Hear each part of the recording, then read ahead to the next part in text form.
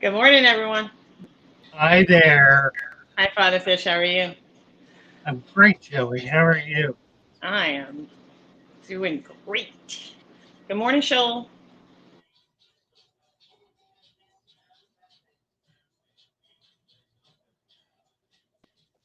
Huzzah! We don't have any volume, but we've got a video. I can kick the volume up. How's that? Well, we have zero volume on. We have no music. We just have the video. Yeah. Well, I think you can hear it, but we can't. Really? Yeah. I'm getting a new set of microphones to deal with this issue. All right. Well, Well, since we're getting no music, you know what? we can try moving on. I was going to drop down and come back, but I guess we can see. Are we still in sync? Since we're not say something. I don't know. Are we? No, we're not. No, All right. I'm we're not. dropping down, everyone. I'll be back. Okay. All right. Whoop-de-doo. Let's see. I need to do something else here. Get the YouTube up. Good morning, everybody. How are you all? Right there, live. Live in Venice, Florida. And somewhere in northern Maine. Coming to you from around the world.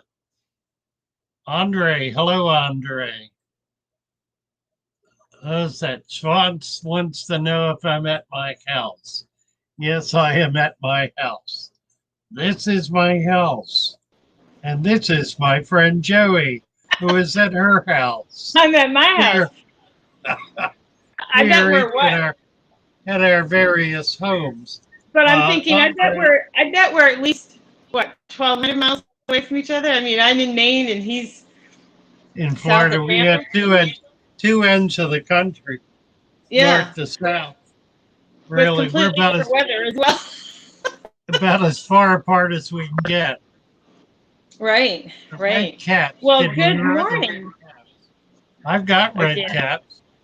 You want a red cap? I can get a red cap. Josette Ali Brasileira. No, I was trying to look at the name. Hello, my friend. Hello, Josette. Nice to see you. Nice to have you with us. Where are you from, Josette? Compass Mentis. Hello, hello. So have you done a lot of hellos, or are we still gonna? No, just a few. Just I did some. You're the ones that are. Well, let's zip through those. And did you realize Fish and Tactics gave us 2 super chats already? 2. Thank you, Fish and Tactics. Good morning. So I'm gonna after that start with Brad's Hobbies is here. Glassbox Fox. Karuna Karen. Oh, Karuna Karen is blue. How'd you figure that out? Sorry, everyone. I did. Yes. I'll tell you if I. All right. Well, if I figured it out. Let's finish the hellos, and then you can tell us how you did it. Good morning, Dennis. Good morning, Petramancho, Schwand, and then we have Angles Aquatics, I believe, is new. Good morning. Hello. Yes. Roman is here. Roman Chirac. One wonder. Roman. And then I see Father Fish. Petraman. Yep. Petraman's here. You guys have been talking again, so I'm scrolling. Okay, Compass Mentis. And then I believe I see... Sean. I think I David Fellows. Master Python. Frugal. Morning, Jesse. Hey, Jess, how are you? My sister Chevy Stephanie. Fish, good morning. The Bird Dude. Reese. Hello. Greg, the Guppy Guy. David Mermaid Chorus. And Jason Sear. Joe Merchant. Schwans, Robert Gorlick here. Yep. I see Jess. So we've we've come down and met here. Gene Campbell. Backwards fish room is Andre. Here. We just turned them blue. And then there's that Chris Trav. Look at this. And then, what am I looking at? I'm still saying hi. It's Chevy Fish. And Joe, you said Joe Merchant, I think. And the Blind Fish Keeper. Good morning, Brandon. I think we got everybody. Hopefully we did. Paul C., good morning. What are we looking at? You're like, oh, look at this. What are we looking at? All your fish swimming around? Is that what I'm looking at? Right on. Joe said, I'm Brazilian living in Egypt. I wrote to you on the live of the boy James. Do you remember anything about that? I don't. No, I don't. But I'm sure it'll get clarified. Well, welcome, Josette. Delighted to have you with us from Egypt, a Brazilian by way of Egypt. Amazing. And Egypt is near the Red Sea, which is some of the very best diving in the world. Some of the remarkable saltwater fish are in the Red Sea. Very nice. Oh, Mr. So, Bees. There was somebody above too. You're just passing out wrenches there, above. And Joe, we don't have any snow.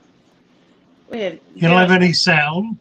No snow. What? He's asking if we had snow here in Maine, and I said we have zero snow. We haven't had really any snow for a few weeks.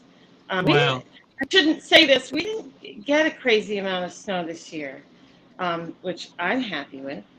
But now it'll dump on us. The backward fish room. It is not. I think I gave the backward fish room. I did. Just gave you a wrench. There was somebody else. I think Angles Aquatics, like way up. If you can get to them, but if not, if they put something else in the chat, we'll catch up with. Josette. If you can't go up that far. I got Josette. Anyway. So, are you going to start an outside pond, Brandon, the blind fish keeper? Awesome.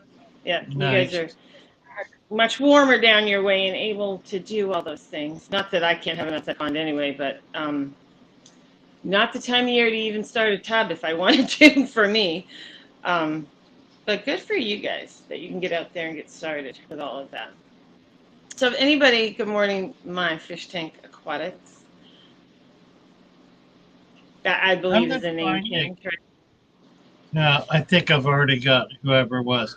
You asked about Naresh and how Naresh got his rent. How'd you do it? Well, this is in no way do I want to embarrass Naresh, but it is worth noting that even someone who has the profound commitment to this channel that Naresh has.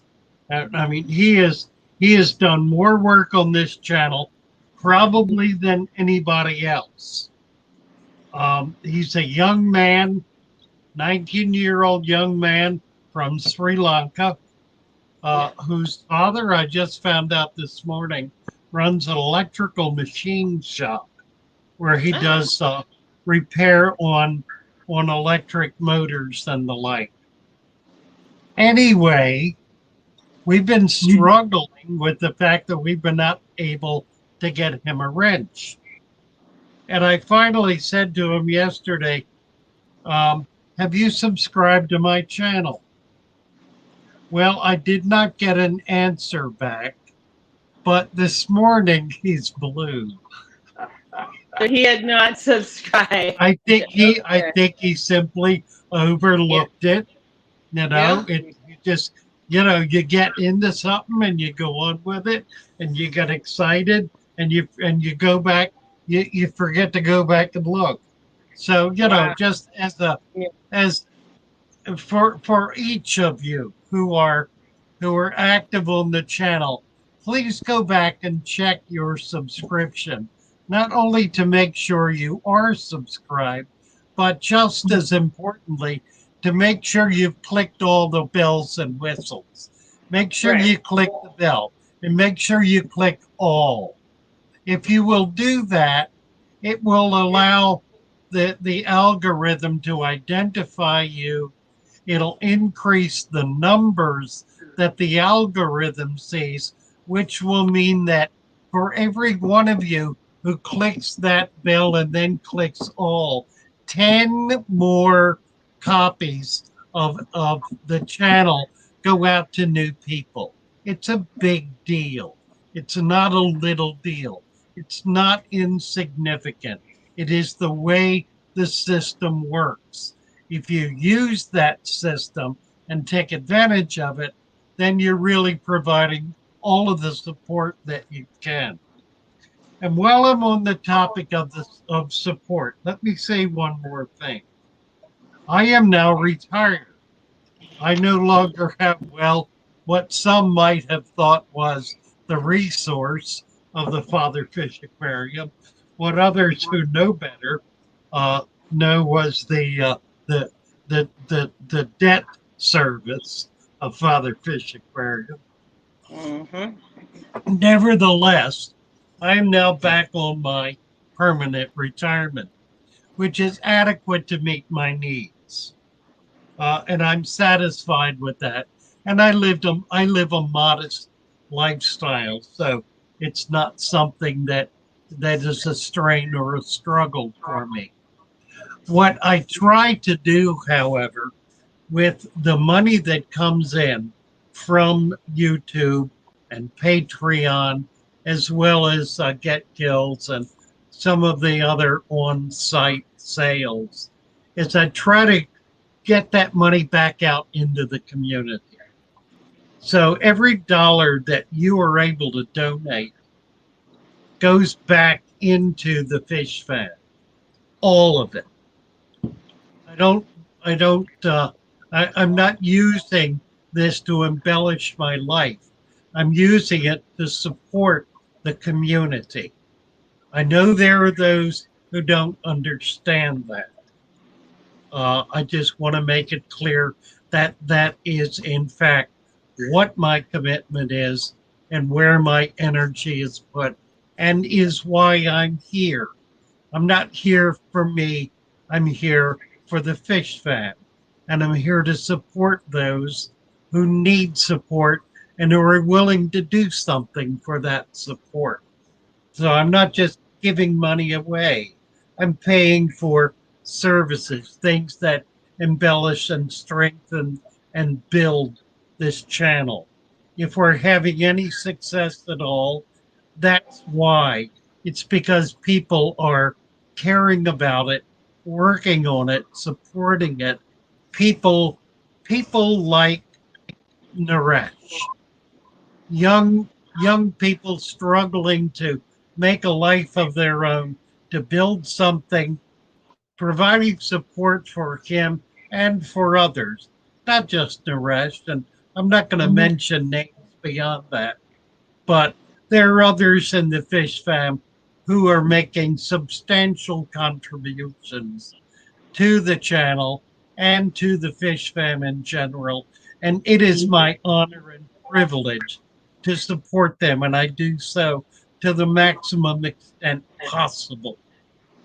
So let me just leave it at that. All right. Well, thank you, Father Fish. I'd like to go back a little bit because we've had a lot more people come in since you've been talking, and I just feel like we should, say a few more hellos. So I see Glenn Walton came in, Whips World, Florida Fish Rescue, welcome. Your mom, M, looks like new here today, and welcome. And you just answered kind of question there because your website says you're permanently closed. The store is closed. The Father Fish is still doing sales on Get Gills and still doing business, just not, at a retail site. Gnarly Fish Tanks, good morning. David Mann, Jean Campbell. I think we said hi to Jason Sear, but anyway, hello. Fish and Wings. And Tommy Denda has come in and says he's excited. Hello, Tommy. Nice to see you, Tommy. Finally got the energy to set up and money and time to set up a tank, so that's awesome, and we wish you luck with that. And I think about Andrew Todd, and good morning, Aquaticness. Hello, everyone. Welcome. And if, at this point, we're going to stick with the bottom of the chat. So if there are any questions, can you just post or repost and we'll work from the bottom, work forward? That would be wonderful. Yes, absolutely. Oh, Tommy says it's a 31-gallon tank. That's awesome for, your first tank. That's neat. Beautiful. Yeah, that's what these tanks are behind me. They're what's referred to as 29 talls, but basically the same size. I think it's a great tank to work with. Now, here's a good example. Tommy Denda. Tommy Denda, about a year ago, found a book written by a man in the mid 1800s from Holland. Tommy's from Holland. Wow. About setting up fish tanks. 1850, setting up fish tanks. The man was one of the leading agriculturists in Holland, which is a big deal in Holland, was then, still is today. He was in charge of some of the major metropolitan parks and gardens. Anyway, he wrote a big, thick book, which Tommy found and decided he would like to begin to translate. I talked to him about that, about translating it and putting it on Patreon,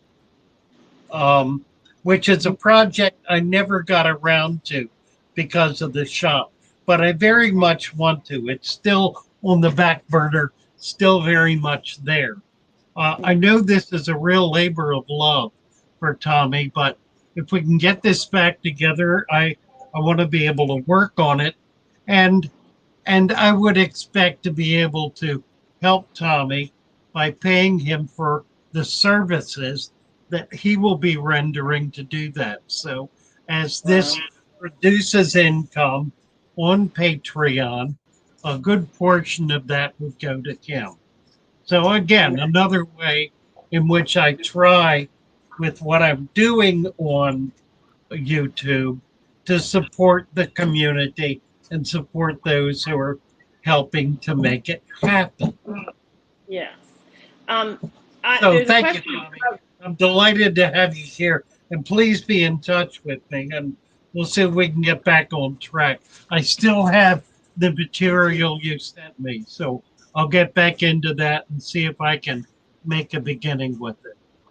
Okay, very cool. I mean, that's really cool. So hopefully we can keep up with him. Ashu is here. She has been here for a while. Welcome back.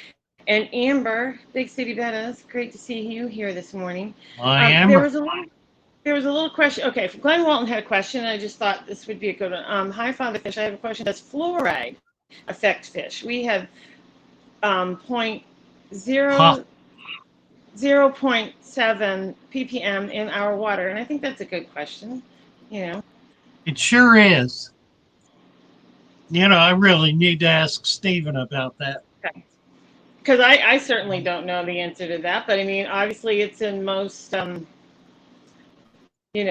city water sources. They add fluoride. They add the chlorine, sometimes chloramines. Good question. We don't know the answer. It's a good question. But this is why, as Father Fish says, we have all these other resources. We have other people, and there might be somebody in the chat that knows the answer to that as well. And I think Ashley's worried about high temps at her place, Father Fish. Summer temps. She's wondering if she needs a cooling device or just take the lid off. Well, I will say taking the lid off does help. That it lets a lot of people. Yeah. I mean, you might try that first and see where you end up, and then if it's not enough, you'd be surprised how much taking the lid off will drop the temp. You bet. But lower your water. And how much? And how much putting the lid on holds heat in, right? So it kind of works both ways.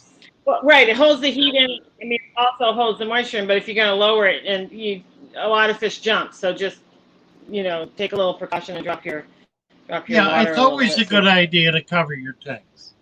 Always. Yeah. Yeah. But you know, where she's trying to, you know, get some heat out, just do the other thing. Big City Venice is overrun with diamond tetra eggs. Cool. Mrs. Well, Moose, hello. you know, I'll tell you, I think one of the most joyous experiences in fish keeping is to have a tank absolutely full of baby fish swimming around, eating and growing, Yeah, particularly I love tetras. Tetras especially. If you get a tank with 100 baby tetras in it, it's like magic. It is so pretty and so remarkable. And really the result of some pretty careful husbandry. I mean, you it. can't, that doesn't happen automatically.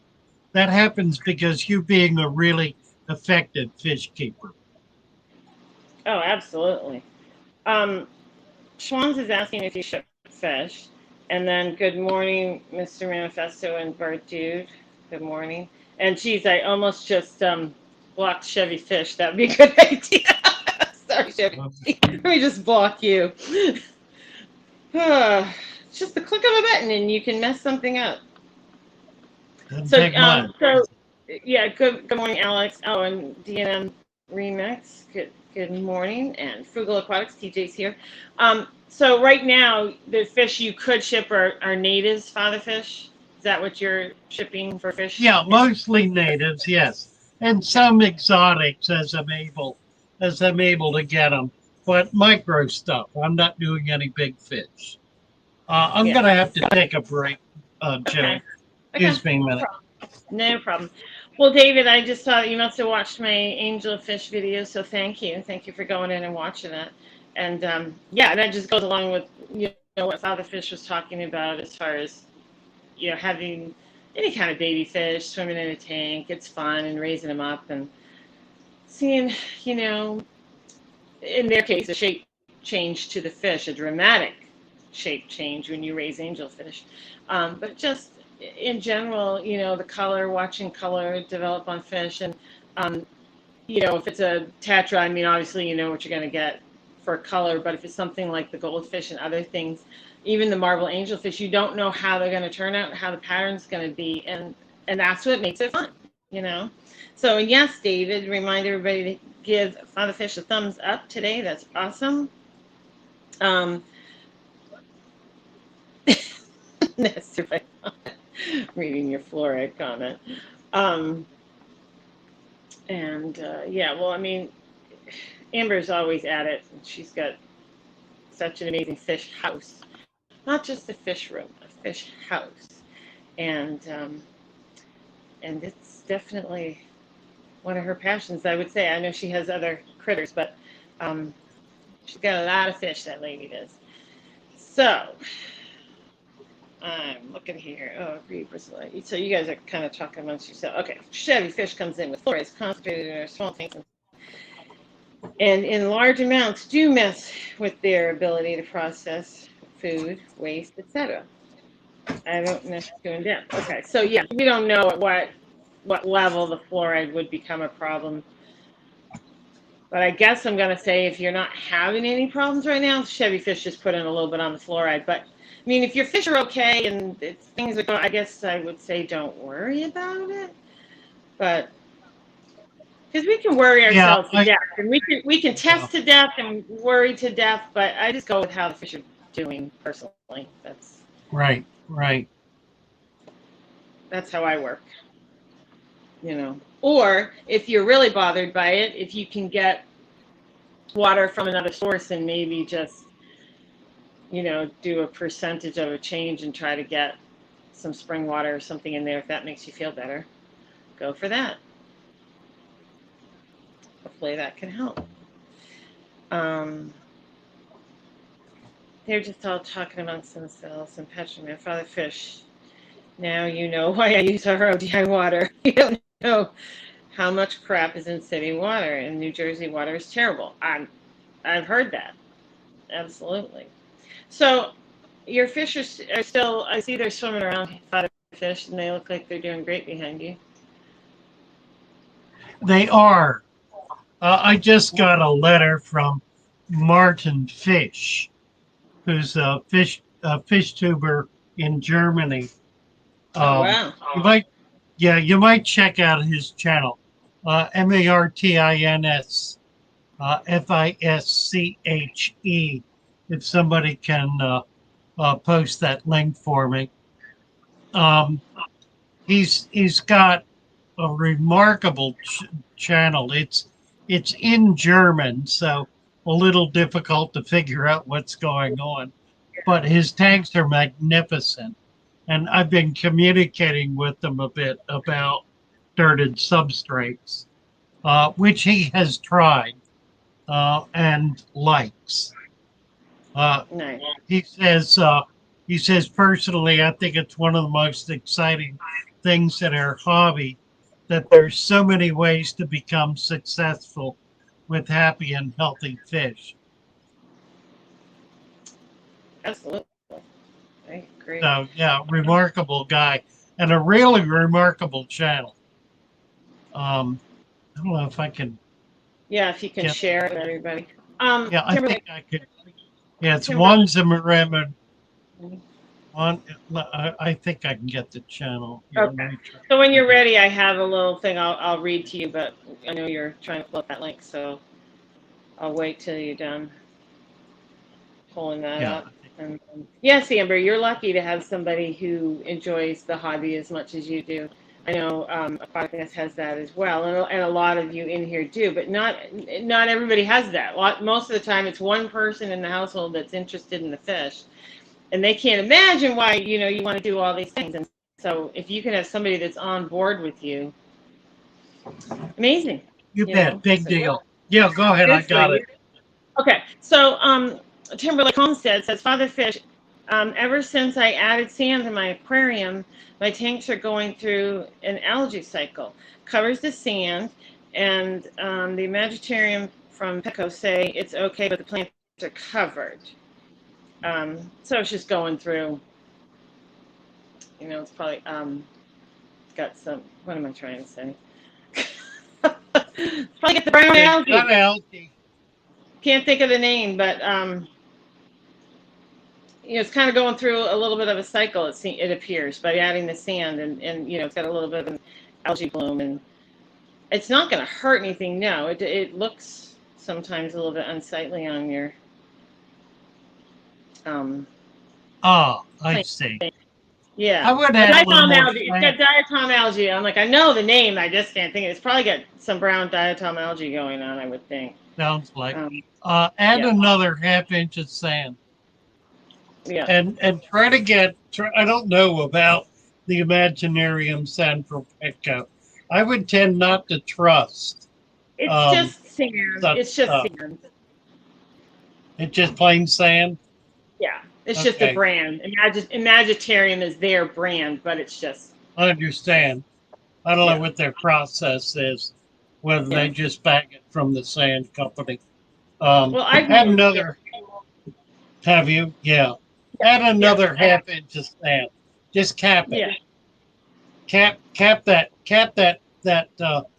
algae, that diatomaceous stuff. Yeah. And if you don't like it, rub it off some of the ones you don't like, Yeah. Very often capping will get the cycle cranking better. Right. Now, in order for this thing to work, it's got to be deep enough for the entire cycle to be able to occur in the substrate. If there is mulm sitting on the top or algae sitting on the top, it means that there is waste product that's not down in the substrate, generally because the substrate is not deep enough. So add another half-inch.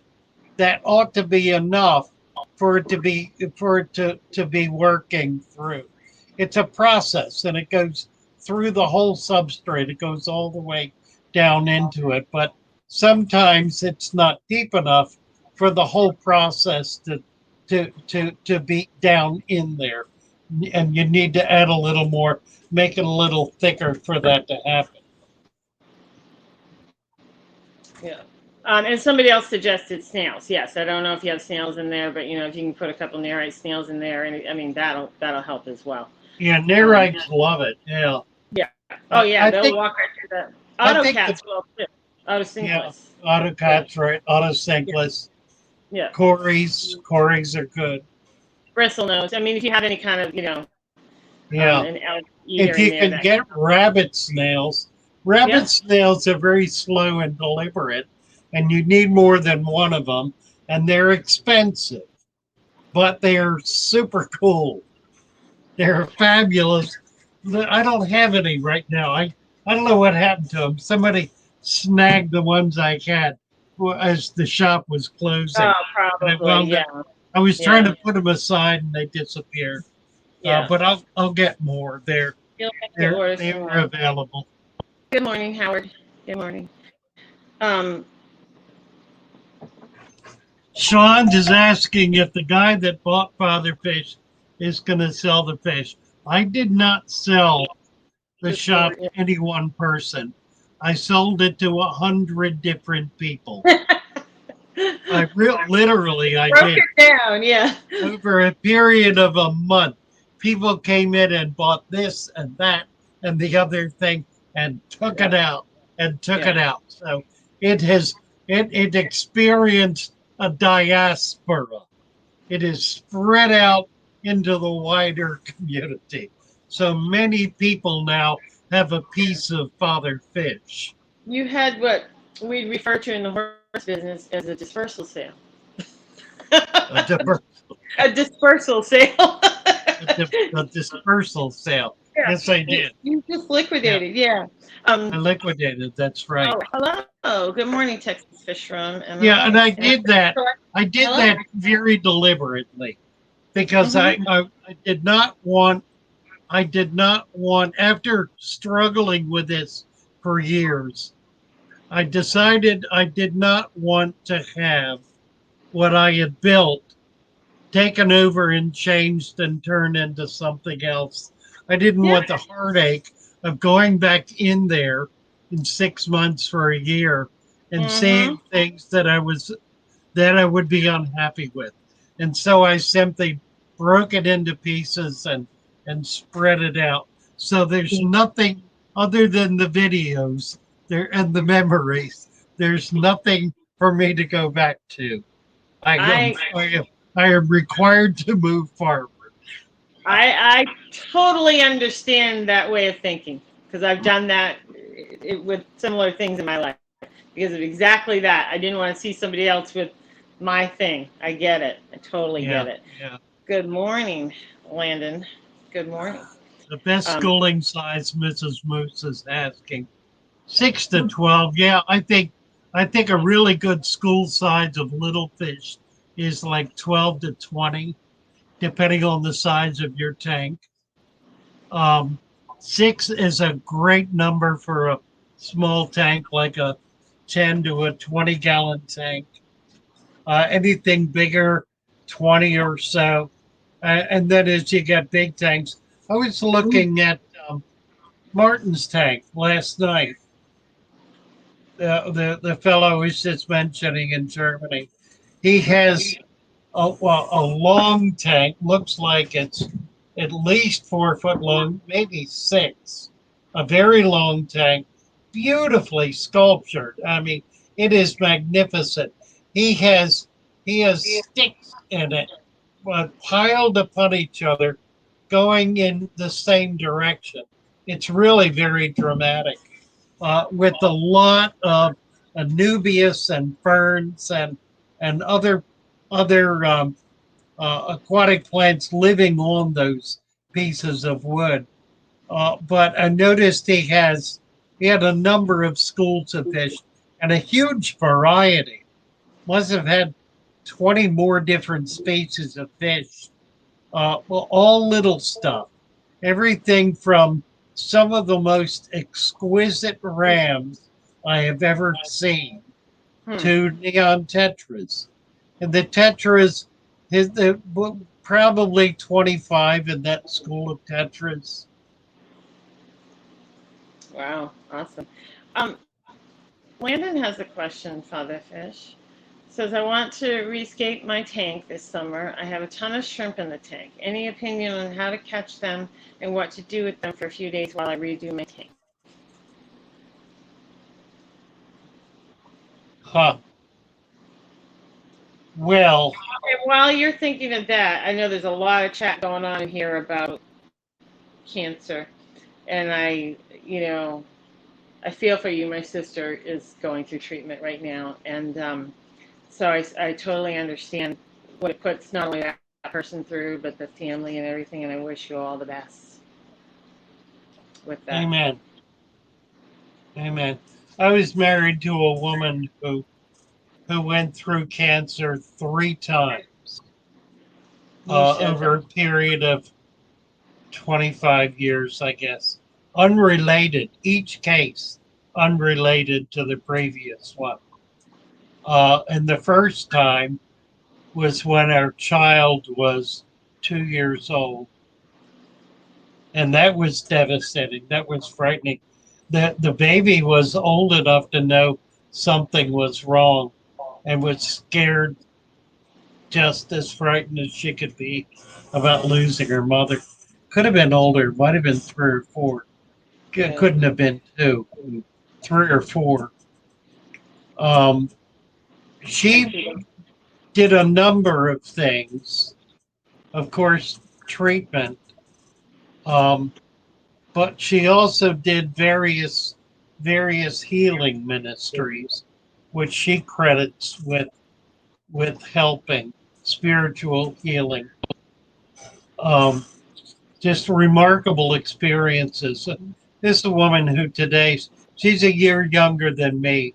We talk all the time. We've not been married for 35 years, but we're good friends and have remained in touch with each other over the years, as with their daughter. And she still, 35 years later, is going back for tests on a routine basis, but has not had an issue now for, probably 15, 20 years. But went through a dreadful period where she just got hit, 3 times, as I said, over a period of 20 years. And but she came back each time. She kept her faith, kept strong, kept focused on her daughter. I think as much as anything, and just beat it each time. Beat it. I have another friend, a couple who run a zoo up in Maryland, Rick and Marianne Hunt. Marianne's been through cancer treatment over the last 5 years, and has been able to beat it and gain some victory over it. She's now has no signs at all of the cancer. It's gone. Yeah. So it can be the research and the work that's being done in by specialists, cancer specialists. This utterly remarkable. And I'm getting strange feedback. Yeah. Anyway, there are prayers and thoughts are with everyone who's living through this. There probably is little that's more devastating and frightening, but it can be defeated. Those of us who are of a conservative persuasion recently suffered the loss of Rush Limbaugh from cancer. And there's no question but that his smoking habit, he had a profound smoking habit, was undoubtedly a cause of that, and took him much too early. I know I smoked for many years, but quit many years ago. Took up cigars and quit those some years ago. But I've always thought that that would be a residual effect, although it doesn't seem to have been so far. And maybe I'm over that hump. Who knows? Whoever knows? All we have is our,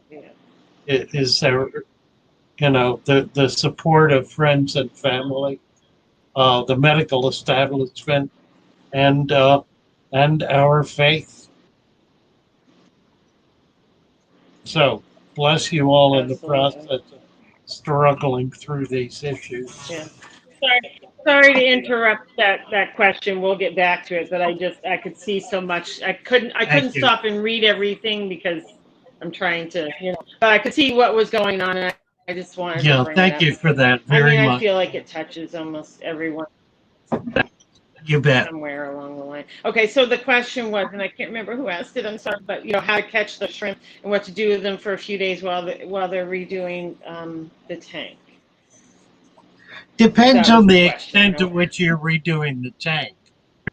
I mean, if you're breaking it down completely, then obviously you're going to wind up catching them. And the best way to do that is to lower the water level to about 1 inch. That makes it real easy to catch them with a net. If you're not doing that, if you're doing just kind of a partial remake, pulling out some plants, moving around some structure, leave them in there. It's not going to hurt them. It'll be easier on them if they stay in the tank. It depends on the extent to which you're rebuilding that tank. If it's relatively minor, if it's simply a matter of replanting or rescaping or that sort of thing, or even adding a little like adding sand to the tank.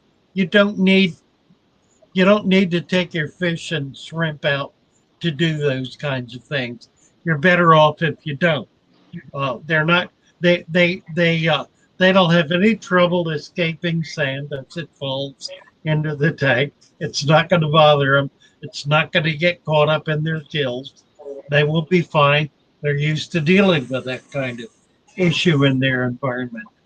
So don't be paranoid about the effect of doing relatively minor things in your fish tank. It's the fish will be fine with it. Won't be a problem. Okay. And T-Bone lost another gourami this morning. I mean, gouramis are like that, T-Bone. I'm gonna say just go. Don't get any more of those. Go with the fish you're successful with, because they exactly. seem to be giving you problems. They obviously don't like something about your water. So just find you've got fish that love your water.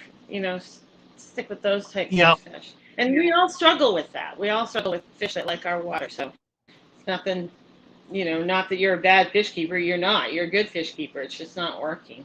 So go do something you can be successful with. And good morning, Tony P. Oh, and Fish and Tank again. Thank you so much. I see that. Love it. See that. Love it. Thank you. Thank you, Fish and Tactics. Well, that's a really nice statement. Timberlake Homestead says, thank you for everything you do for us, Father Fish and Joey. I have been keeping fish for 40 years, and I learn new things every day. Well, thank you, Timberlake. You are welcome. Yes, it's big. Anything that we can help you with, and it's a great little community here, and we all learn things. We're never done learning. If you think you know everything, and I don't care what it is in any walk of life, I feel like I'm done. If I think I know everything about training a horse, I'm done. Yeah, really. Because I figure new things out all the time. There's always something to learn. Big city bettas. This idea that you didn't. This hobby is healing, and the community was therapeutic in a beautiful way. I'm grateful daily for both being in my life, as there were days this stream and tanks were the only reason I had to leave bed. Bravo, big city bettas, and yes, indeed. Yeah. That is very sweet. Thank you. And see, I would certainly, if you didn't say that, we would have no idea that you've been lurking. So Right. thank you for letting us know. I mean, we all lurk, because you can't do water changes and not lurk. Yeah. But thank you for saying that. And we are glad that you're doing well, and everyone else. I think TJ's, everyone's making it through. So good things in the future. Great. World the smallest. Johan, Here we go. Johan. Yeah, I was just gonna say that's Johan's. He has a nice little question. Yeah. Father Fish, now I would like to hear what your dream tank would be. Size, fish, plants, and so on. She whiz. I don't know. We're gonna give you the floor. No size is a problem. No money is a problem. Whatever, whatever you can think of. That dream tank. Here's the thing about that. Those of you who have been following my channel for a while and have watched the videos of the shop, and there are more coming out.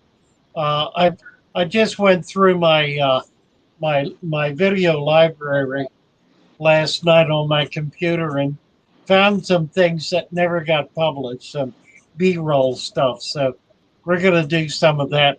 Now that the shop is gone, that really is what the shop was. It was my dream tank. And there were hundreds of them. And they were all my dream tanks. Whatever size I could imagine, whatever shape, whatever fish went in them, whatever kind of structure, plants, all of that. I did everything I could think of to do, and just thoroughly enjoyed the process. But finally reached a level where it wasn't that there was nothing left to do. I don't know what it was exactly. I think maybe it was energy. I lost the energy to be able to be out there on the floor 4 to 6 hours a day working in tanks, doing things. I found myself more and more sitting at my desk directing traffic, trying to get other people to do things. And then as I did get out, realizing nothing was getting done. None of the things that I wanted to do were happening. I could not train anyone to do what I was used to doing. And I struggled with that really for years, to find someone who was willing to do that. And the difficulty, of course, is that it didn't pay anything. Or this is all minimum wage or very low wage stuff, not enough to support a family or even a home particularly. So I finally reached the place where I realized that it was time for me to move on. So now my goal is to sit and wait and watch and see what happens with these tanks that I'm surrounded by. I've got 11 tanks that I pulled off the floor.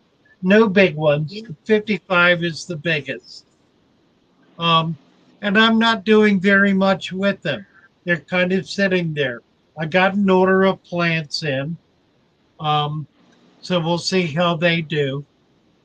I will get more plants and I will get more fish. I'm holding off on the fish right now because I'm really not sure what's happening in the tanks. I'm just waiting to, I guess, to see the interest level, the excitement level the energy level come back up and see the tanks reach a level where they're looking for new and exciting things to happen.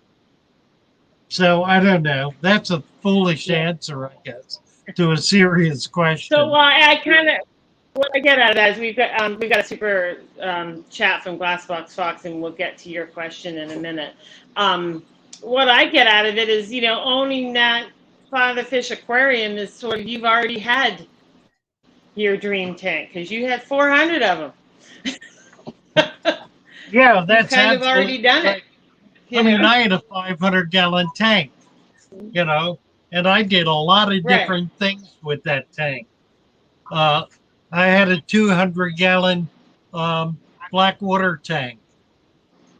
I had hundreds of small tanks that I did everything imaginable with. Right. Just saltwater tanks, all kinds of saltwater tanks. Little tiny ones, great big ones, trays. I spawned mandarin gobies at one point. It just in the big saltwater tray. You know, so many remarkable things happen. I go back and I look at some of the videos. We just reposted one where I did a good night to the fish and went back and looked at that and saw, wow, I had so many different kinds of really remarkable fish. You know, I had the dream and I went through all of that and I got all of those fish out to other people. You know, except for the few that died, the rest of them were bought. People came in and they bought them. Someone made the comment, your tanks look unkempt. And I say, yeah, they sure are. Because every time I do something real nice, somebody comes in and wants to buy it. And they rip out parts of it. Right. So it's impossible to keep up with that. And there was a certain joy in that and being able to share all that. But, you know, in the final analysis, I didn't wind up with anything that I really liked and cherished and held on to.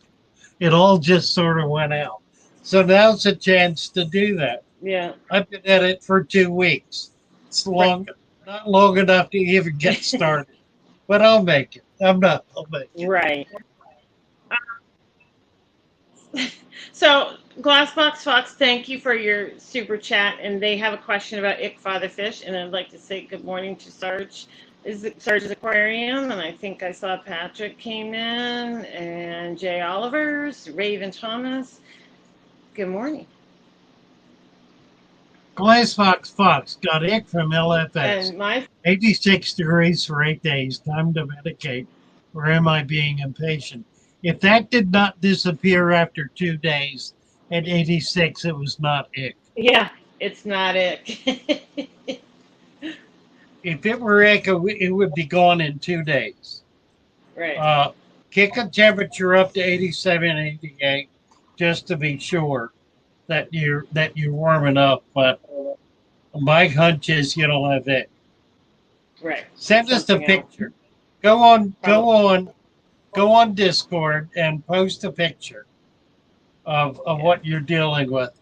Well, let's see if we can help you overcome it. Yeah. Hello, Rohan. You're not being impatient at all. I think you've probably been way too patient. Let's see I would say you waited a long. Try to get going with figure out what it is, because 8 days is a long time. You don't want to start losing fish. So. Absolutely. Yeah, and I'll tell you, actually, if they were ick for 8 days, half of your fish would be dead, and the other half would be dead the next few days. Yeah. They wouldn't last 8 days. No, you're 100% right. They would not last 8 days at it. That's why when the pet store says it's just ick, don't worry about it. It bothers me. Yeah, right.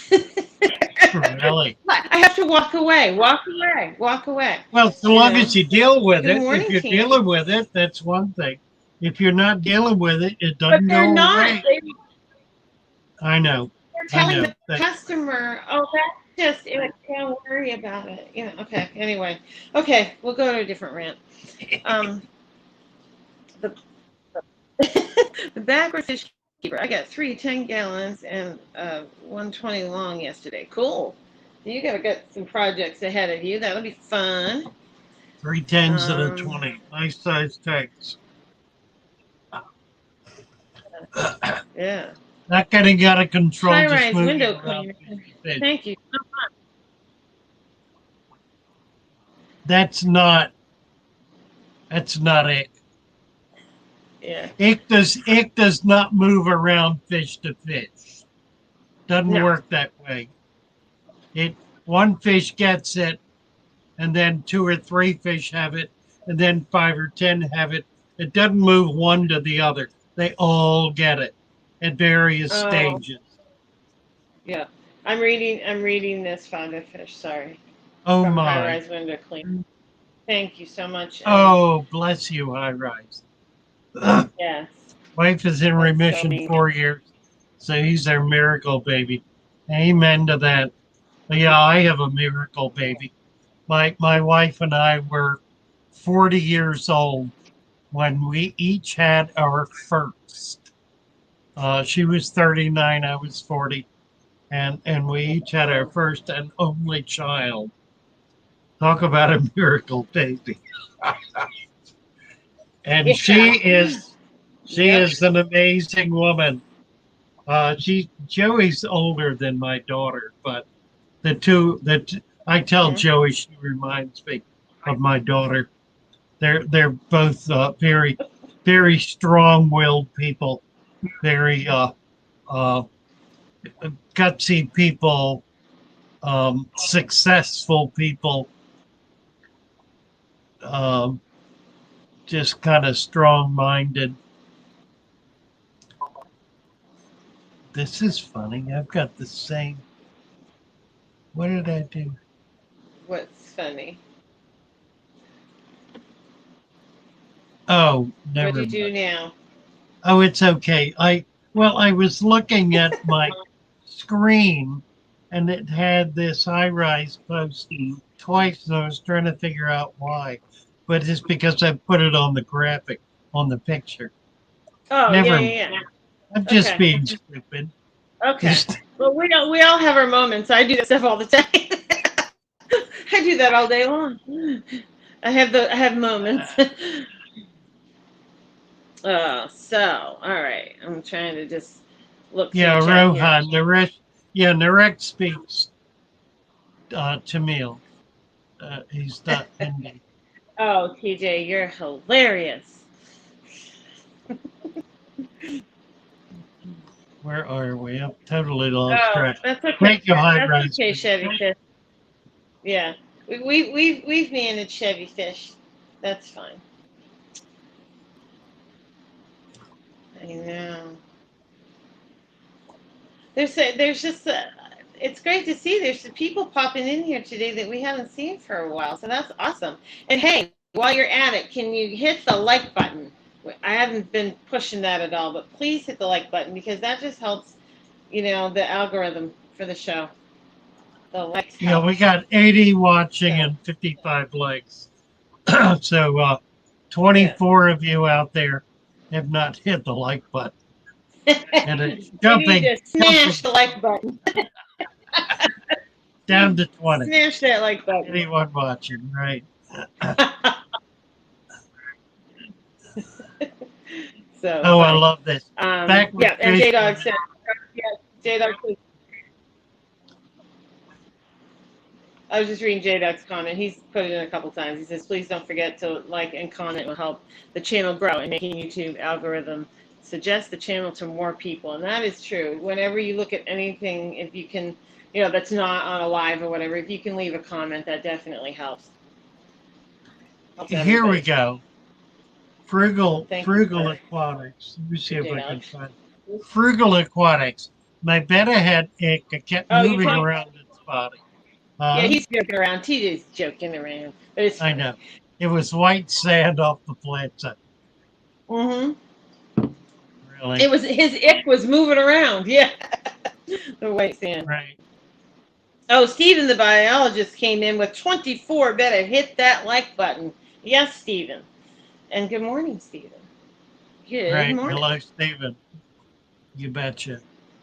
So, Stephen, tell us about fluoride and the effect of fluoride in the tank. Yeah. That came up earlier. Aquaness is getting a lot of work done this morning. I think Amber's right. It's nice that people are in here. They're listening. They're getting work done. Good for you. Good for you.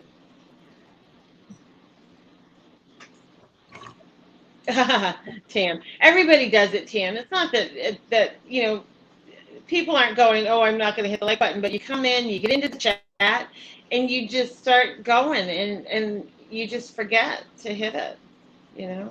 That's why I guess we're gonna try more often to remind people, because we probably don't remind you enough as well. So Rohan says, do mollies grow better in brackish water setups? I think it depends on the type of molly, correct? It does. There are two different types of molly. The high fin molly, the green sailfin molly, is a Florida fish. Right. The Yucatan molly is essentially a fish from Mexico. Yeah. The Mexican fish is more fresh than brackish. The Florida fish is more brackish than fresh.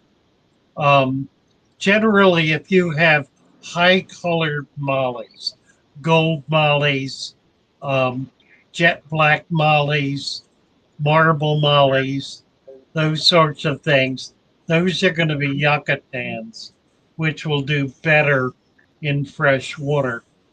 The green sailfins are the larger mollies.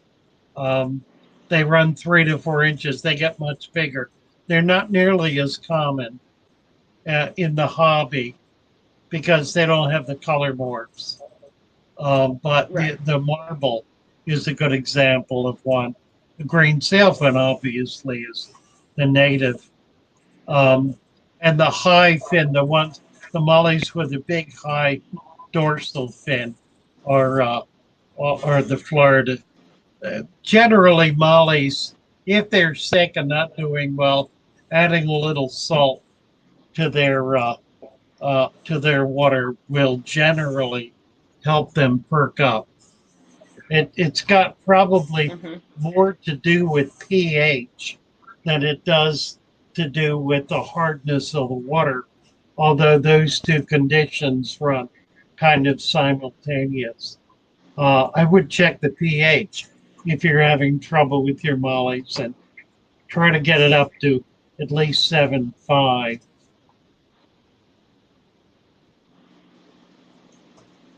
Yeah.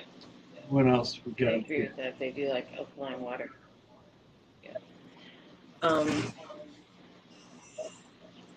Roman says, Father Fish, could we please have a discussion about collecting freshwater scuds from the wild? What types of water bodies, etc. So where and how to collect scuds? Yeah, let me just hold on to that a second.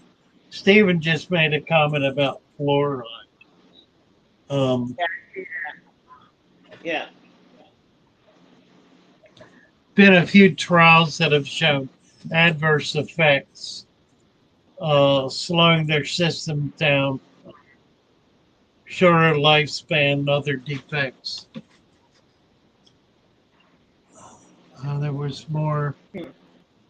I'm not seeing the rest of his.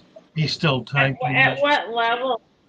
You know what level, Stephen, is what you would consider to be the dangerous level? If they're testing for it? Haven't really been a lot other than that done with. And this really right here is when I know I'm lucky to have well water. I know I'm lucky to have well water. Yeah, exactly. Right. I don't have to worry about these things. Not a lot of research done on it. Okay.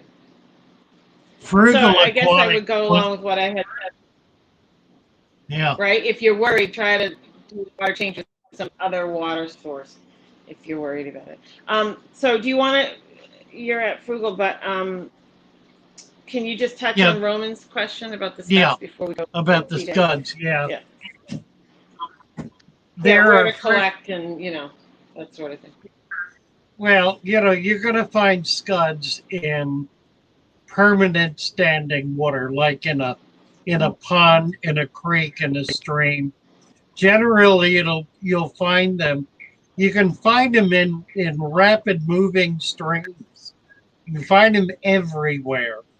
The best way to find them and to collect them is to pick up rocks or other detritus, other pieces of wood, for example. If you see a piece of driftwood in a creek, pick it up and put it in a container and shake it vigorously, or take it home. It's going to have scuds in it. It'll have other things in it as well, but there will be scuds in it. You can use a net, put it downstream as you lift up things, and the scuds are going to scoot into the net. That's the way to be able to catch them. They stay on the bottom. They dart around. You can't catch them individually. You just have to you have to kind of catch them as a group. You have to catch them as a technique rather than chase one around. You're not going to get them like that because they're much too quick and much too secretive. But picking up rocks, you'll see them crawling around on a rock when you take it out of the water. You just shake that in your container and they'll drop off, and you'll be able to get lots of them. You can collect a lot of them very quickly that way. What was this other thing? So well, the other one was TJ's question about the worms, but I just wanted to say good morning to Ken and Captain Spicy. And Captain Spicy has been here a few times, so when you get a chance, if we can give them a wrench. And TJ wanted to know how to feed I think his garden worms that he keeps for his fish and for fishing. I think that's what he said. I've lost it. Stephen, thank you for the super chat. Yes, thank you, Stephen, very much. Late and absent feet. Thank you, Stephen. That's delightful. Appreciate it very much. Raven Thomas. Right, I took attendance and you learned. Has the solution to the garden worm. Anyone who does not drink coffee is not going to be able to keep garden worms effectively. It just isn't going to work. Coffee grounds, huh? Coffee grounds, right? Well, truly, any kind of kitchen scraps. Kitchen scraps are primary food source for earthworms, for red wigglers, night crawlers, for compost, right? It's a compost. Fresh compost.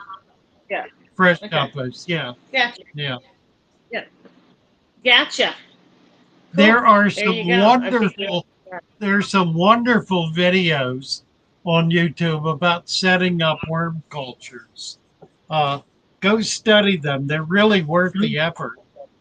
And it's not a big deal to be able to do it. It's pretty easy to do it.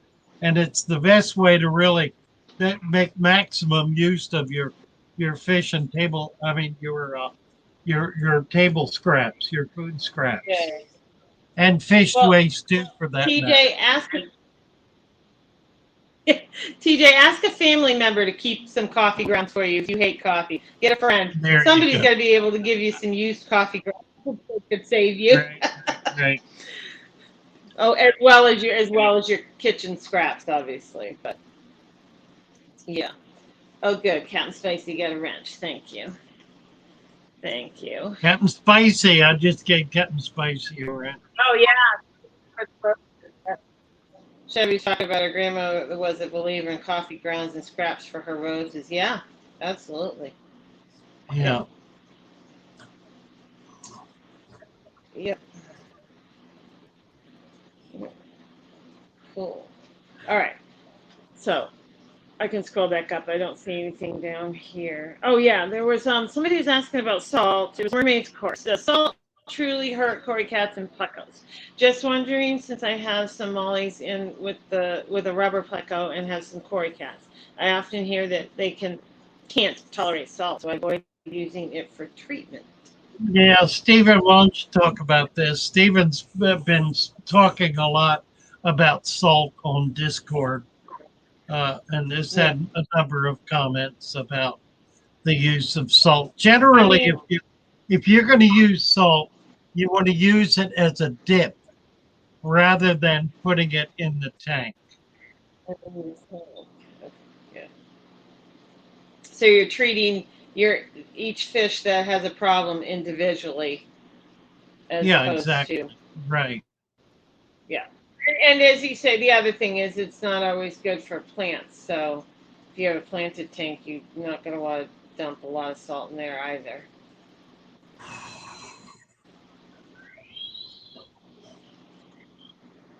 So I guess the answer is I wouldn't put it in your tank. So you're doing the right Right.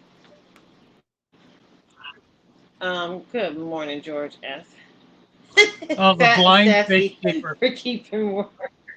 Blind fish keeper just received a juvenile starry night Oh, cichlid. yeah. That's awesome. Great fish. They're beautiful Kenny fish. Kenny has some Yeah. absolutely astounding starry nights. A really Does. beautiful fish. On And I Daniken's think channel. does Brian pretty, really pretty. Yep. Um, yeah, so mermaids, yeah, you don't want to put that salt, yeah, in with the plant. So yeah, if you feel you need to do the treatment like father fish, just do a dip and you Right. in better shape for that. Yeah. Yeah. Yeah. Eggshells, potatoes, peelings, seem yeah, for composting, absolutely. Tam, you're right. Any of those kitchen scraps and with that um, coffee grounds. If you want to keep worms, personally, I don't. Keep them. But I'm sure everybody has enough table scraps that they can keep some worms, feed some worms. So awesome. And then my sister does. She keeps a whole compost pile. And I think she's had discussions about some kind of worms that she has in her dirt cellar or something. I don't know. It's crazy. Funny.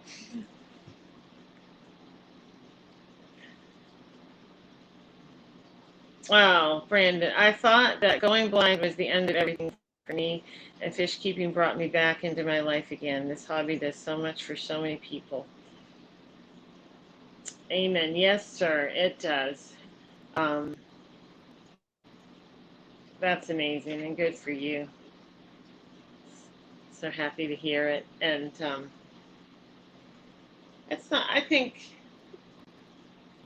animals in general, but when you have something else that needs you, and I mean, and this works for children as well, but when you have something else or someone else counting on you and they need you to take care of them and feed them and do all those things, it's that responsibility, I think, sometimes that keep you going because it's, you're not so self-centered, you're giving to something else. And I do think that helps people in general. And I also think that's why it's so good for children to have pets because they learn to not just think about themselves. Something else is counting on them. The dog needs water, maybe it needs to get a walk, it needs to be fed. They think about another person or an animal, somebody that needs care. And I just think it's good. My goodness, A Klein 806, thank you so much for that super chat. Thank you so much, Klein 806. That's very generous. Yeah. Very kind. Yeah. But I do feel that way. I feel that, especially with kids growing, a lot of the kids that grow up on farms and, you have to feed the animals and clean them and take care of them. It gives you, a different look on life, you know, as opposed to someone who's never had to worry about anything but themselves. Yeah, I was watching an old video I did yesterday. Koresh has been remastering some of the old videos. And those early ones that I did, that technologically not wonderful, but the storyline was really significant because they grew out of a lot of experience. It was really the only time I tried to focus on certain kinds of issues. One that came up was just about this, and it was looking at the years of running this shop and following the lives of very young children as they came in, as they grew up, as they got married, and so forth. And to see what was happening with them, with pets, was just really remarkable. Those who were very pet oriented as children became parents and and brought their children in to to embellish their lives with pets as well. They could see so often young couples just getting married and coming in, building a home full of pets, and then a pregnancy occurred, and suddenly most of the pets came back to the shop because they had to make room for the baby human. And then as that baby grew up, the pets went back out into their home. So I found the shop was a kind of a I don't want to say a loan center, but a place where people could exchange their pets, bring them in for care, and trade them off with other people, and have a way of being able to do what they could do when they could do it, and still have a safe haven for those pets when they could no longer care for them. Right. Um, Father Fish, Nellie Tanks has the question. It says, Father Fish, a dirty tank, depending on the makeup of the soil used, what's the effects on the water pH? I would Yeah, I think it saw would that soften the earlier. water some. Yeah, that's really interesting, isn't it? Um, it depends on how you do it. If you're doing a deep sand bed, if you're doing a sand cap, rather, on top of the dirt, and that sand cap is deep enough, it will have a minimal effect. Um, Generally, when I mix up my soils, I put uh, baking soda in the soil as a way of holding that pH up, so I don't get the acidification overcoming the either the dirt or the soil or the tank itself. Um, Plus the fact that my water tends to be very hard water.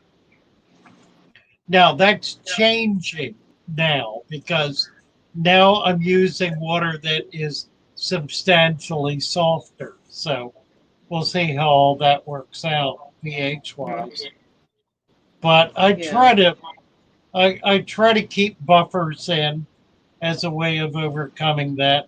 And that's really what Right. the bicarbonate, sodium bicarbonate is. It's just a buffer. Yeah. I use a lot of Florida rock because it's common, available, and kind of everywhere. And that's a buffer as well. Provides that same level of adding calcium back into the water, carbonates, I should say, back into the water. Um, Captain Spicy says, any thoughts on a natural cure for gill and body flukes? Natural And cure for building. Well, I mean, I don't know of one myself. yeah, That's I why don't I either. We'll use Yeah. general cure. I'll use general cure or Pro to cure gill flukes, you know, If or if body they're big, because I they're personally don't know any. they're different kinds of flukes. Yeah. There's some that are really big. I mean, really big, like quarter inch, three 3/8 of an inch up to half an inch long, really big, that attach themselves to the side of the fish or get into the gills. And those you can actually take them off Yeah. with a pair of tweezers.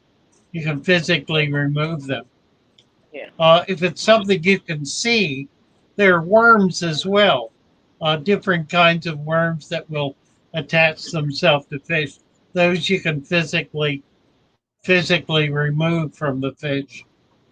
Yeah. Um, things like But that that are big enough to actually see and to manually handle. That's a way of dealing with them, and it works. I mean, you get them out of the tank, get them out of the system. um, yes, and I want to add to that. Roman's asking to give Aquatic Nest a wrench. She has a wrench. Roman, I don't understand. Who Well, Roman's asking us to even is give saying Aquatic is Nest a that wrench. uh, Absolutely, but she has a wrench, so I don't know if it just doesn't show up on your end, Roman. I don't know. Steven's saying he's seen Anyway, them what bigger I than wanted that. to add to that is,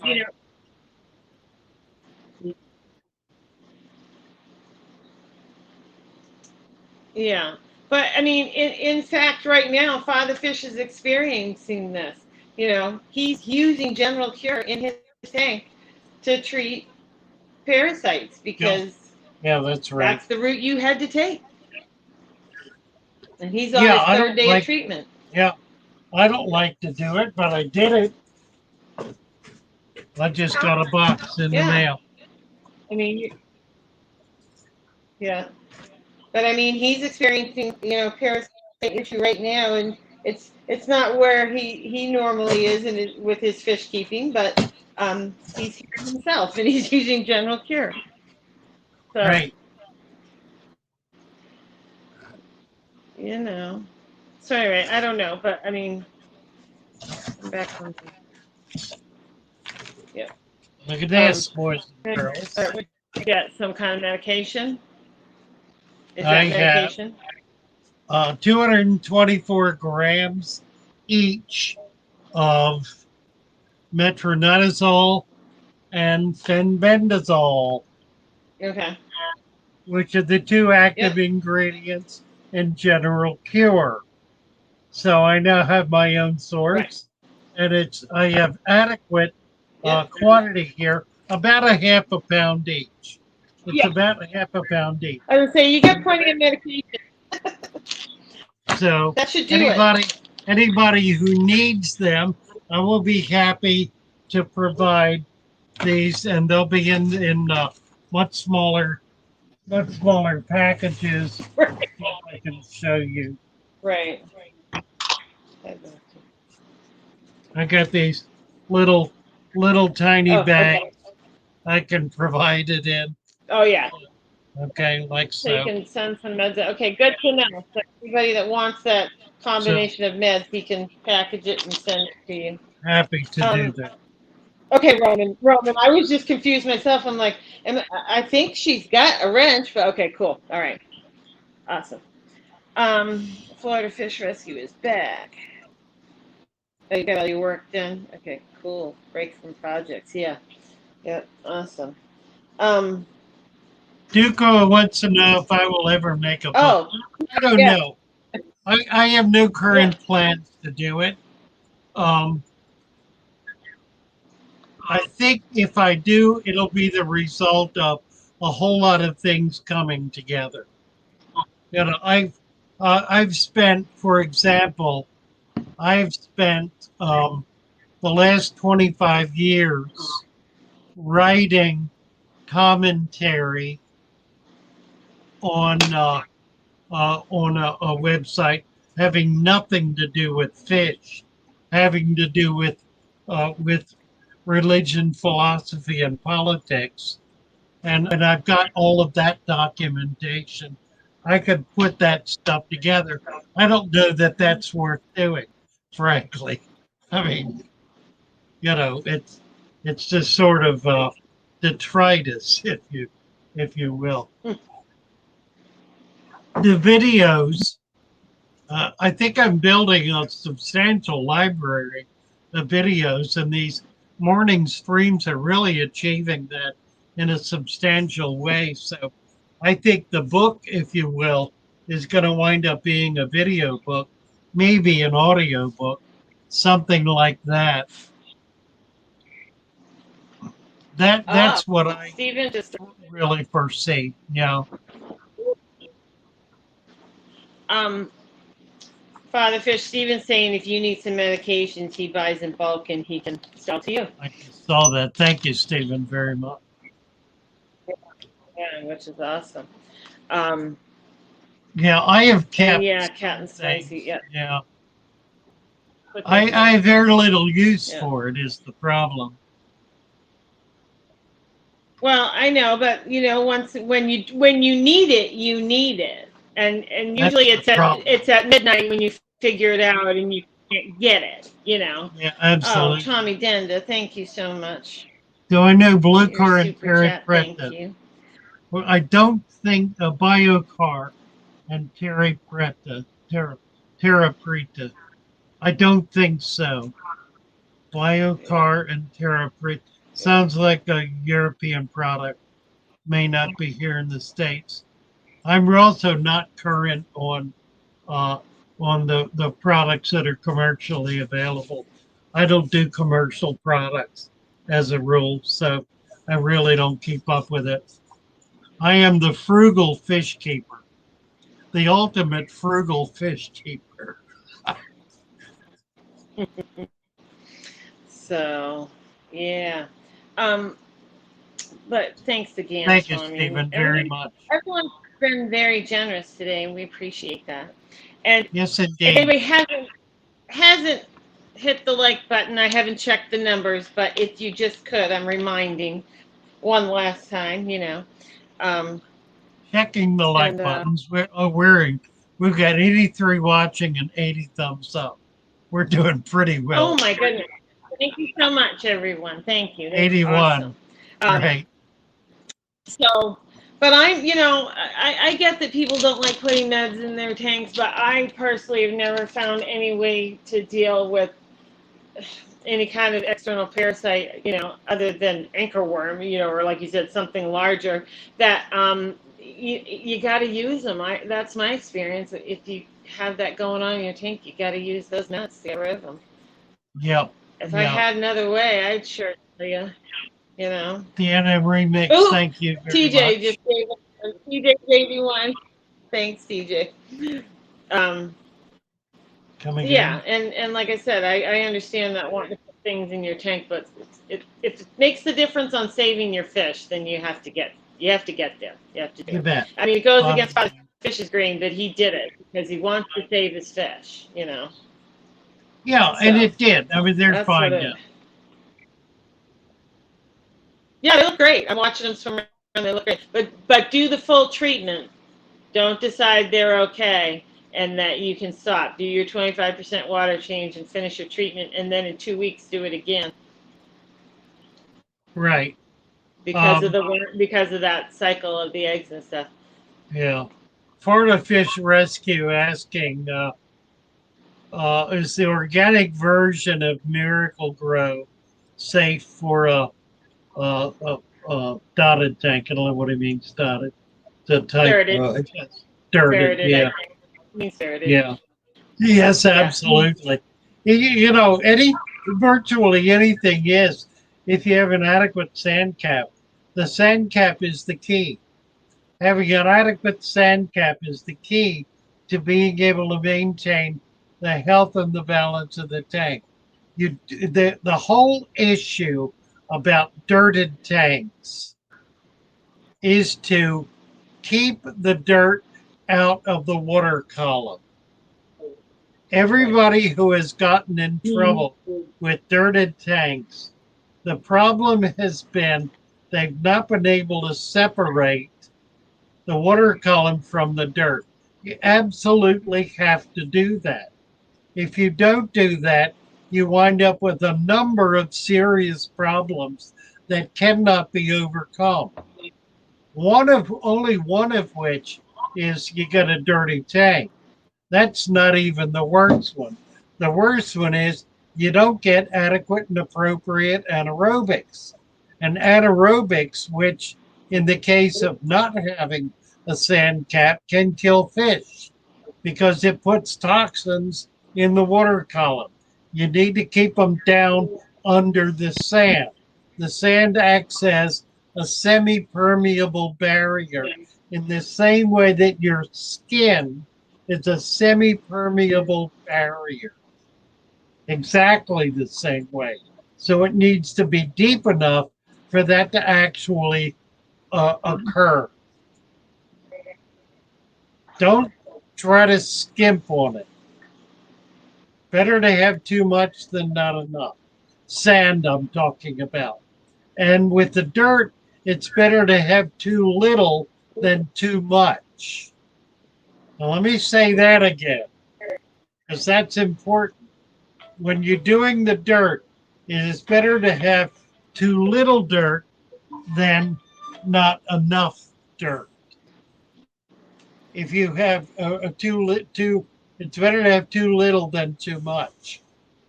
If you have too much, you're going to have trouble keeping it in the sand bed, keeping it really separated with that sand cap. If you have too much, it's going to tend to want to work up and burst through. I've done tanks where there was much too deep dirt layer, and even though there was adequate sand layer, it wasn't enough, and it caused erosion. The dirt eroded up through the sand and got into the water column. Another thing that's come up recently. Yes. We have another super chat from Canisteo Valley. Just don't want to miss it. For your Insanity Fund. Wow. Thank you. Sorry to interrupt, but I didn't want to miss it. All right. Yeah, thank you, Canisteo. Yes. Another issue that's come up just real quickly on this whole issue of dirted. I can't remember who it was using, they collected mud from a pond, and they mixed it in with a whole other batch of soils and found that it created fairly serious erosion problems. I had exactly the same problem with this deep, thick, tarry mud that you sometimes find in very old ponds. I tried to use that and failed. That particular kind of mud is so exotic and so intense that it permeates whatever you put it in. It works its way right up through the sand very quickly. So it's something to be careful about. When you're gathering mud from the wild, make sure it's in some sense loamy. And I don't know what it is, but a very thick, tarry, jet black substance that builds up in very old ponds is very difficult to use in a dirted tank because it has a tendency to erode and to foul the water. Alec is saying, is it tar mud? Tar mud? It is. It's a tar mud. Yeah. Yes. Yeah, and I don't recommend it right? Tar mud. Yeah. Yeah. Okay. So stay away from that. Okay. Okay. Yeah, it's not I like would just soil. It's different from soil. It's not like a soil. I yeah. don't know what it is, but it's pretty nasty stuff. You probably could use it in very Okay. tiny amounts. I'm sure it's highly nutritious, too much so probably. If you use it Good sparingly. morning, New England. Yeah. Father Fish, I would just like to say everyone has just been amazingly generous today with all these super chats, and we appreciate it. But another way that you could help support this channel is to join Father Fish's monthly membership, if anyone's interested in that. And I know Chevy's dropped a lot of links, but I think that gets you into the Discord and gets you even deeper into the shoal. But it's also another way if anyone's interested. But we um, love the super chats. It's amazing. So fun. Yeah, Thank you. absolutely. Thank you all so Thank you. much. Very generous and Love very it. supportive and very helpful. Yeah, it is. It helps you help others because that's what you like to do. So, Right. and yeah. So the char mud, and I'm just looking to see if there's anything right here towards the bottom that we need to address. And like I said, we've seen some. I've seen some people come in here today that we haven't seen for a while. So that's awesome. They've had a chance to come Yeah, in, and I whatever. realize everybody gets busy in the morning. They're hard to do, especially You if know, you're working. we've been That's up great. in the 80s. We're at 88 thumbs up currently. Boy, That's that'd be fun awesome. to hit 100, wouldn't it? Think we Yeah, should stick for a around day to show, for a morning show. Yeah. 74 watching. I don't know. You don't know. You don't know. So anyway, but yeah. So do you see any other questions here that we need No, to? I do not. Let's Oh, see. and Roman is pointing out, he says, if you donate through PayPal, you get a larger portion of the donation. And that is true. That is true. I mean, let's face it, YouTube Yeah, takes their share. Patreon as well, for that They do. matter. Yeah, if you want to, that's true. If we have not set up very many funds. If I would probably do that if we had some particular fund we wanted to set Brad, up. thank you. So we just got another super chat, Thank you, Father Fish. Brad. Thank Yes, you, thank you, Brad. Thanks. Brad, very much. Um, but yeah, that's certainly true. The Yeah. German Ram Fund. Well, that's real. I need to get German Rams. I Oh, really do. yeah. TJ's saying, Joey, can you tell how people can let Father Fish playlist run, and that will help his hours? Um, yeah, I think if you go into your actual channel and you can find a playlist, and then you can start that playlist, Just correct?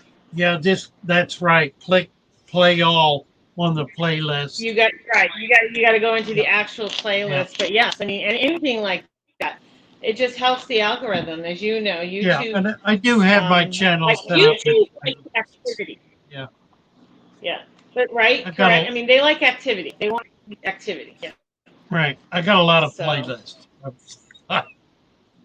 oh, Thank I you, know, Chevy. I know. So go in and pick one. Go in and pick one, and um, start with one. And yeah, if you can let it run, yeah, obviously that's a great way to do it. So thank you for bringing that Yeah, up, TJ.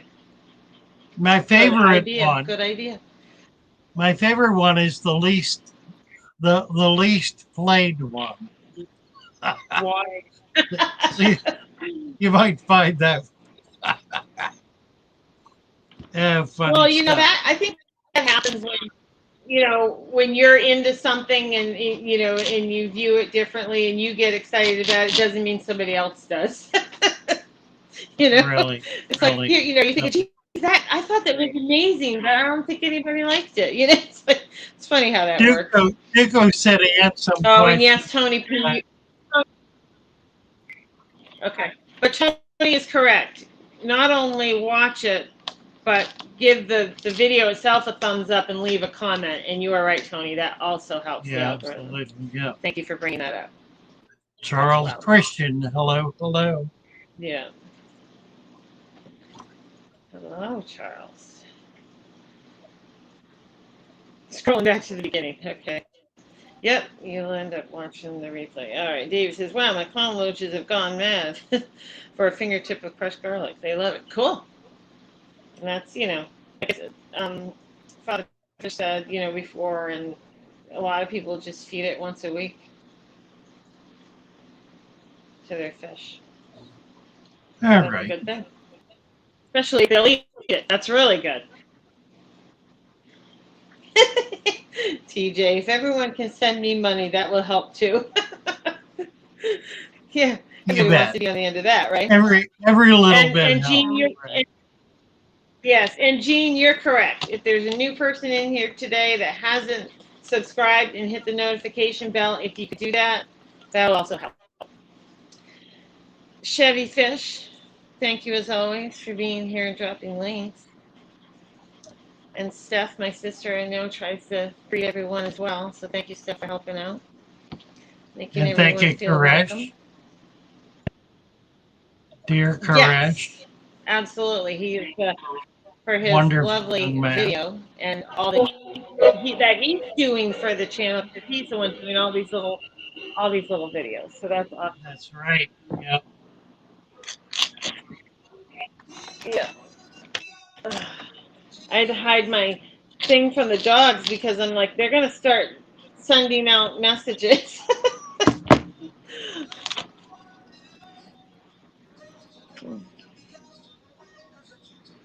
Thank you, TJ. I tried. I know we miss questions, but we do our best. Answer as many as we can. We can't hear that song, and that's so disappointing because I love that. I love it. I don't know why we don't have the audio today, Fatherfish.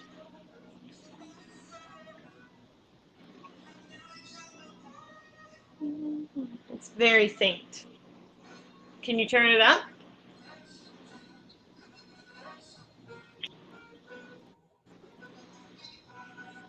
I don't know if he's hearing me. But anyway, thank you everyone today for coming in.